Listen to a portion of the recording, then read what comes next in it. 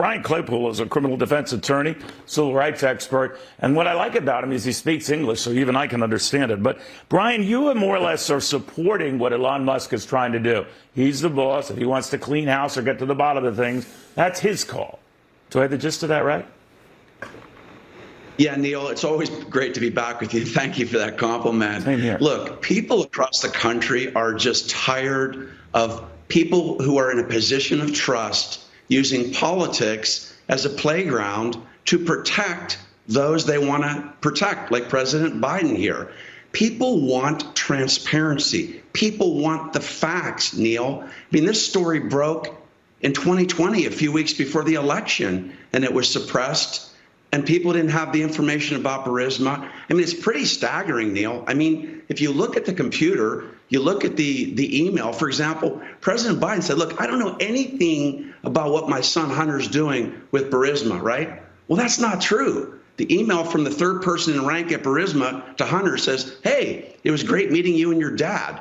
So that's a real issue. And then Neil, look, we got to call a spade a spade. I mean, to remind your audience, in 2018, President Biden, threatened the president of Ukraine and said, look, I'm not going to send you money unless you fire the prosecutor who's investigating Burisma, of which Hunter Biden was a board member. I mean, arguably, that's an abuse of power. Why can't we as a country have access to this information and make our own decisions? I'm just curious where this takes Twitter going forward. If you're saying, and you hear from those on the left, this guy Musk is a right-wing nut. He's not. He's all over the political map, but he's also the most successful in and out of being the world's richest man. So he's had some success doing that. But leaving that aside, couldn't it sour the entire institution? People say, well, they kowtowed to the left, or they ignored the right, or now he's trying to make things right with the right. The hell with it. What do you think?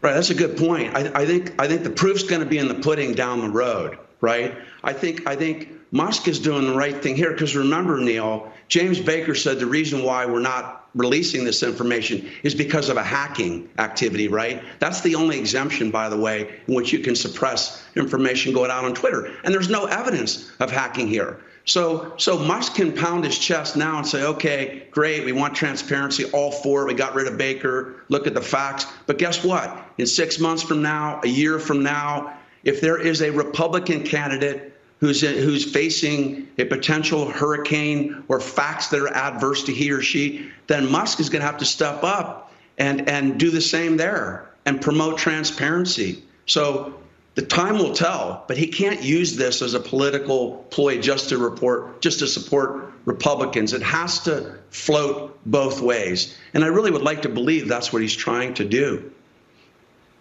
Well put, Brian. We'll watch very, very closely. Thank you. Brian Claypool following all of that as Elon Musk is wasting very little time changing, in fact, upending Twitter policies that have been in effect since the beginning of that company about a decade ago.